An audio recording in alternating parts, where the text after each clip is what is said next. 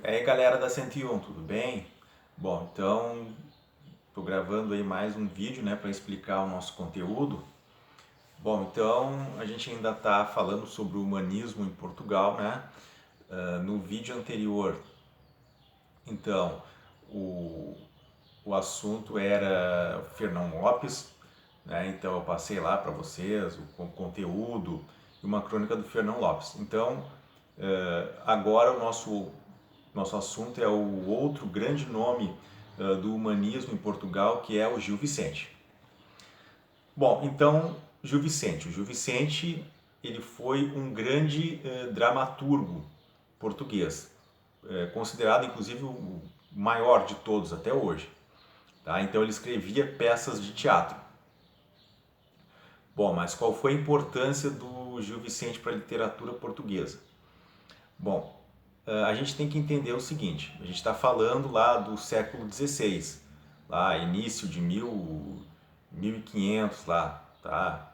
Lá por 1500, 1520, por aí, tá? Bom, por que ele foi muito importante? Até então, o teatro em Portugal ele não tinha relevância nenhuma, tá?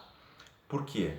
Bom, na Idade Média, a igreja tinha o poder de proibir manifestações culturais. Muitas vezes com medo, né, de que essas manifestações culturais pudessem causar assim uma certa subversão nas pessoas. De repente as pessoas iam contestar alguns dogmas religiosos, né, algumas verdades, então a igreja não permitia. Bom, então em Portugal, antes do Gil Vicente, não existia um teatro assim, que a gente pudesse dizer com alguma importância. Bom, então o que o Gil Vicente vai fazer? Ele vai criar um teatro, né, para contestar muitas coisas. Né? A gente tem que entender assim, ó, naquela época, o pensamento cristão era muito forte, o cristianismo era muito forte. Bom, como é até hoje, né? Mas enfim, naquela época ainda mais. Então, assim, ó, ele tinha, né, uma base na moral cristã muito forte no seu pensamento, tá? Mas a gente não pode dizer que era um pensamento totalmente teocêntrico, tá? Não era um pensamento totalmente teocêntrico. Então ele já está fazendo esse meio termo entre o teocentrismo e o antropocentrismo. Tá? Ainda que tivesse uma base cristã muito forte,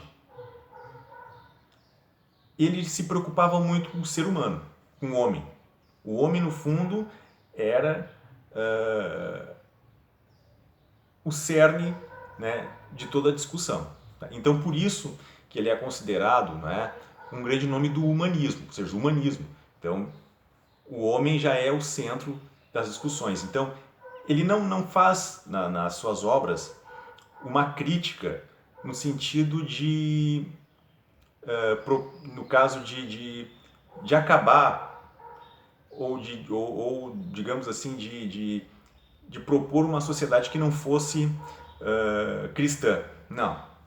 Ele vai criticar o quê? Os costumes daquela época. Tá? Basicamente é isso. Então, ele vai criticar uma sociedade que, segundo ele, já estava corrompida. Então, as pessoas eram falsas, as pessoas não respeitavam os valores. Tá? Então, é isso que ele vai criticar na sua obra. Isso que ele vai criticar. Então ele faz um teatro alegórico, né? Então a alegoria, o que é? A alegoria, através de algo concreto, tu representar uma ideia abstrata. Por exemplo, o carnaval, tá? O carnaval é um exemplo. O que é um carro alegórico? Um carro alegórico é uma imagem, né? Tu tem uma imagem, algo concreto, que está representando algo abstrato. Tipo, tu tem um carro alegórico lá, uma imagem que está representando a felicidade, a luxúria, sabe, a ambição, enfim, tu tem uma coisa concreta que está representando uma coisa abstrata. Então, uma das características do teatro do Gil Vicente era, no caso, um teatro alegórico, tá? Que no caso, então, ele representava através de personagens ideias abstratas, tá? Coisas abstratas. E teatro também, outra característica, teatro de tipos. Então, o que acontecia? O Gil Vicente, ele não criticava o indivíduo. Ah, o fulano, beltrano, o cicrano. Não, ele fazia crítica a tipos. Então ele criticava lá, sei lá, o padre, ele criticava o comerciante, ele criticava, enfim, né, o funcionário lá público. Tá? Porque isso era uma maneira não de criticar uma pessoa em si, mas para criticar esses grupos. Criticar o que eles representavam. Tá?